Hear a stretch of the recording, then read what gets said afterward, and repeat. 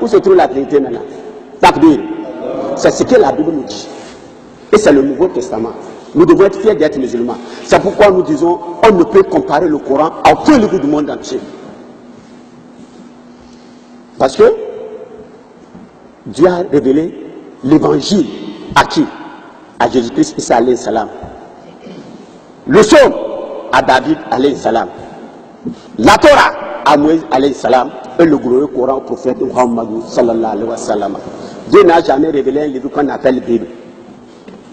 Le mot Bible, tous les chrétiens du monde entier, ils sont d'accord que ce n'est pas Jésus qui a donné ce nom. Ça ne se trouve pas dans la Bible. Mais le mot Coran se trouve dans le Coran. Yasin wa le Coran et l'Aqim. Mais le mot Bible ne se trouve. Qui a donné ce nom? C'est les prêtres. C'est un prêtre catholique du nom de Jean Chrysostome au 5e siècle, qui désigne l'ensemble des livres. Biblio ou bibliothèque? C'est le mot bibliothèque que le mot Bible est sorti. 40 auteurs différents.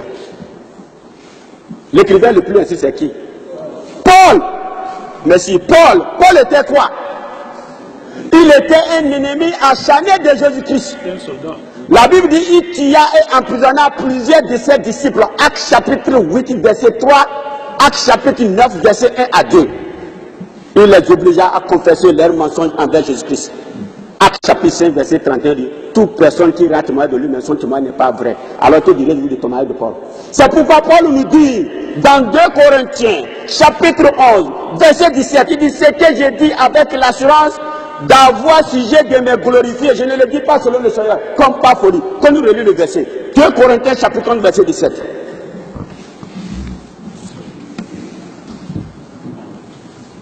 2 Corinthiens chapitre 11, verset 17.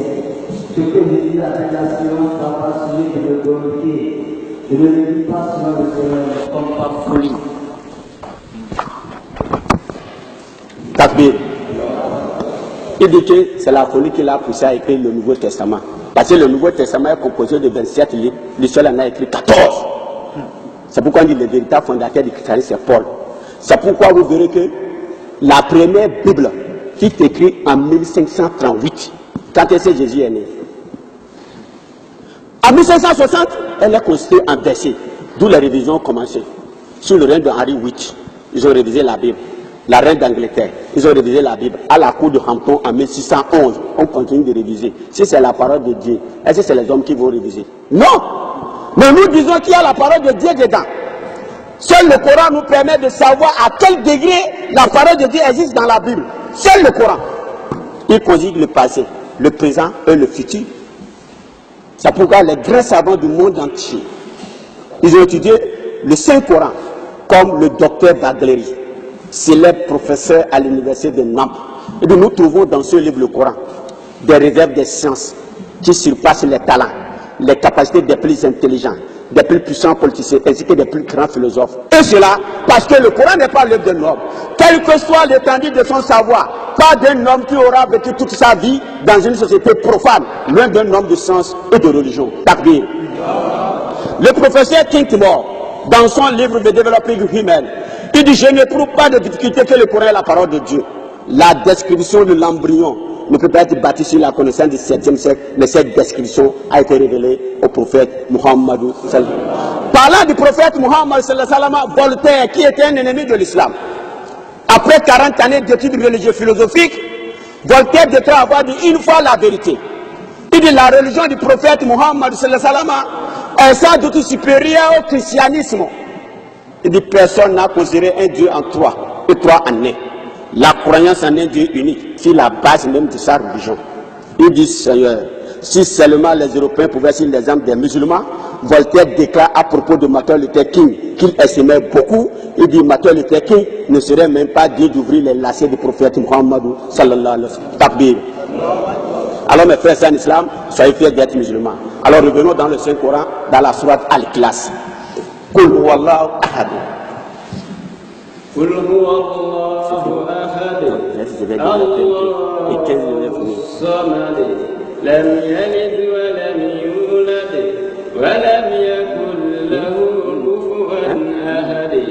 Qul huwallahu ahad. Allahu samad. Lam yalid wa lam yulad wa lam yakul lahu kufuwan أحد. Takbir. La sourate Al-Ikhlas, la 112e sourate du Saint-Coran. Le premier verset de la sourate Al-Ikhlas, on lui dit Kul huwallahu ahad. C'est lui, Allah est unique. Voilà l'enseignement de tous les prophètes d'Adam, Noé jusqu'au prophète Mohammed sallallahu alayhi wa sallam. L'unicité de Dieu. Et c'est confirmé dans l'Ancien Testament comme dans le Nouveau Testament. Dans le livre de Deutéronome, chapitre 6, verset 4 à 9, le prophète Moïse qui l'aperçoit sur lui dit écoute Israël, le Seigneur notre Dieu est l'unique Seigneur. Il n'a jamais dit un Dieu en trois et trois en un. L'unique Seigneur. C'est ça que Jésus a repris dans Marc chapitre 12, verset 28 à 34. Il dit Shuma Israël, Adonai El Adonai Ehada. Ehada veut dire unique. Il dit écoute Israël, le Seigneur notre Dieu est l'unique Seigneur. Tu aimeras ton Seigneur de tout ton cœur, de toute ton âme, de toute ta force et de toute ta pensée. Il dit le second, tu aimeras ton prochain comme soi-même. Ailleurs dans Matthieu chapitre 22 verset 40, il dit tous les prophètes, tous les lois dépendront de ces deux commandements. Reconnais Dieu, l'aimer de tout ton cœur, de toute ton âme, de toute ta force et de toute ta pensée. Le second, tu aimeras ton prochain comme soi-même. Relation verticale avec Dieu, horizontale avec son prochain. Voilà la religion de tous les prophètes d'Adam, Noé, jusqu'au prophète Muhammad sallallahu alayhi wa sallam. C'est pourquoi le Coran nous dit Kul huwallahu ahad. C'est lui, Allah est unique. Alors dans ce premier verset, on nous donne le vrai nom de Dieu. Il dit là, Allah. Pourquoi Allah? Le mot Allah en arabe qui veut dire le Dieu créateur, c'est une contraction de deux mots arabes. Al, trait d'union là, qui veut dire le Dieu créateur. En supprimant la lettre et l'apostrophe, vous aurez le mot Allah selon sa position dans une phrase en arabe. Et ce mot peut apparaître sous la forme de Allah, qui est très proche de la langue hébraïque, que Jésus a utilisé dans l'évangile pour désigner le Dieu créateur Allah. Puisque dans la langue orientale, il existe deux formes de pluriel. Celui d'un homme, celui qui marque le respect. Allah est le nom que Isa alayhi salam a utilisé dans l'évangile pour désigner le Dieu créateur Allah. C'est pourquoi le Coran dit Kul huwallahu ahad. Et non you, comme l'a dit les équisses, et non Jéhovah, comme l'a dit les témoins de Jéhovah. Puisque chez les Juifs, le vrai nom de Dieu sur les Juifs au temps de Moïse, c'est un tétragramme de 4 lettres. Yod, He, Waou, He. C'est ça que les Juifs appellent Yahweh ou Yehoua. Yahweh ou Yehoua est tiré du verbe Chaya en hébreu. C'est une caractéristique du verbe être au sujet en 3 temps. Le passé, le présent, le futur qui veut dire Dieu est celui qui existe. Et ce nom a été donné à Moïse pour sauver les Juifs massacrés par Pharaon. Alors Jéhovah a été inventé par qui? Par un moine dominicain espagnol du nom de Raimundo Martini en 1270. C'est Raimundo Martini qui l'a inventé en 1270. Takbir. C'est pourquoi Dieu nous dit Kul huwallahu ahad. C'est lui, Allah est unique. Il dit Allahul Samadou. Il est le riche au-dessus de tout besoin. Tous, nous avons besoin de lui, mais lui n'a besoin de personne. Allahul Samadou. Maintenant il dit Lamuyalidi. Voilà le verset qui fait trembler l'humanité tout entière. Lamuyalidi. Il n'a pas enfanté, n'a pas été enfanté. Dieu n'est sorti de personne, personne n'est littéralement sorti de Dieu. Vous voulez attribuer à Dieu la nature humaine, les lois et le fonctionnement des cesses. Subhanallah. C'est pourquoi, dans la doctrine des catholiques, ils ont une prière qu'on appelle en latin la Théotokos. Il dit, je vous salue Marie, Mère de Dieu, subhanallah. Que Dieu nous pardonne. Amen. Je vous salue Marie, Mère de Dieu. Cela veut dire que Dieu est né le 25 décembre. Donc le Dieu créateur est né le 25 décembre. Et même il est né prématuré. Pourquoi? Luc chapitre 1, verset 26 nous dit, au 6e mois de l'année, Dieu envoya l'ange Gabriel auprès de Marie. Marie tomba enceinte le 6e mois de l'année. Vous et moi, le 6e mois de l'année, c'est quoi? De juillet en décembre, ça fait combien? 5 mois, 25 jours. Qui vous a dit que Jésus est né prématuré? Cela veut dire Dieu est né prématuré. Que Dieu nous pardonne. Le Coran dit Lamuyalidi, Walamuyoladi. Il n'a pas enfanté, n'a point été enfanté. Dieu n'est sorti de personne, personne n'est littéralement sorti de Dieu. Dieu c'est quelqu'un qu'on peut nommer, mais qu'on ne peut pas décrire. Même dans la Bible. Vous savez que dans la Bible, plusieurs personnes sont appelées fils de Dieu. Enfants de Dieu, premier-né. Exode chapitre 4, verset 22. Exode chapitre 4, verset 22. Et tu diras à Pharaon, ainsi dit l'Éternel, mon fils premier-né, c'est Israël. Alors Israël est appelé fils de Dieu. Israël est appelé fils de Dieu. Dans Job chapitre 1, verset 6, les anges sont appelés fils de Dieu. Dans Somme chapitre 2, verset 7, le prophète David est appelé fils engendré. De même que Salomon, il dit, ce sera toi qui bâtiras une maison à mon nom. J'affermirai le trône de tes règnes à jamais. Je lui serai père, il me sera fils. Salomon est appelé fils de Dieu. Salomon est appelé fils de Dieu. Israël est appelé fils de Dieu. Les anges sont appelés fils de Dieu. David est appelé fils engendré, Daouda. Alors, si tous ceux-là sont appelés fils de Dieu, et Jésus aussi fils de Dieu, cela veut dire, il y a tout un conteneur de fils. Subhanallah. Il est fils de l'homme. C'est pourquoi un grand sabbat du nom de Rabbi Mouchi Namani, Rabbi Mouchi Namani, c'est un grand savant juif. Il a été vainqueur lors d'un débat judéo-chrétien qui l'opposait à Pablo Christian devant le roi Jacques Ier. Il a démontré que ici était un être humain. Qui sont ceux qui ont appelé Jésus fils de Dieu? C'est les démons. Dans le chapitre 4, verset 44 à 70, la Bible de Jésus-Christ était écriée.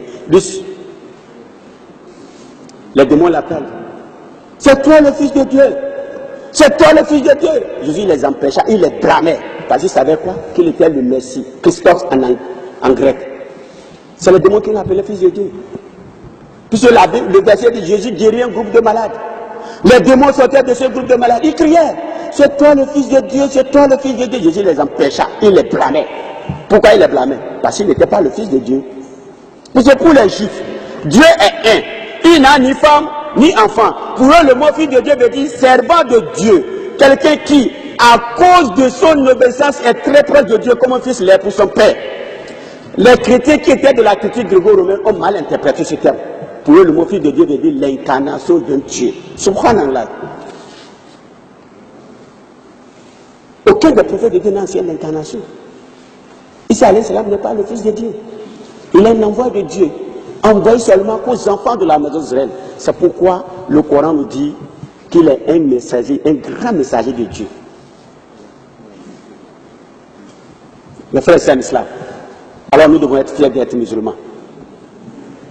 Nous devons être fiers d'être musulmans. On ne peut comparer le Coran à aucun livre du monde entier. Et le prophète Mohammed sallallahu alayhi wa sallam, il est le tout dernier prophète qui sauvera l'humanité tout entière. C'est pourquoi le français Lamartine écrivait en 1854.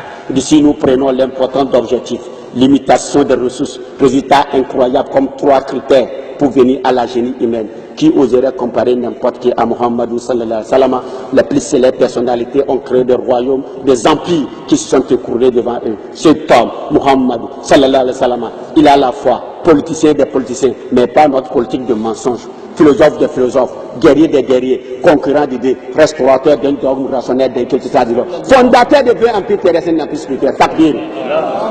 Alors mes frères, c'est en islam que Dieu nous pardonne le péché, qui nous dirige dans le chemin droit, le chemin de ceux qu'il a comblé de bienfaits, et non le chemin de ceux qui encouent sa colère, ni des égarés. Qu'Allah fasse que la fin de notre vie soit la plus heureuse, le suite de nos actes la plus fructueuse. Qu'Allah fasse que nos dernières paroles soient la ilaha illallah, Muhammadur Rasulullah, sallallahu alayhi wa sallam.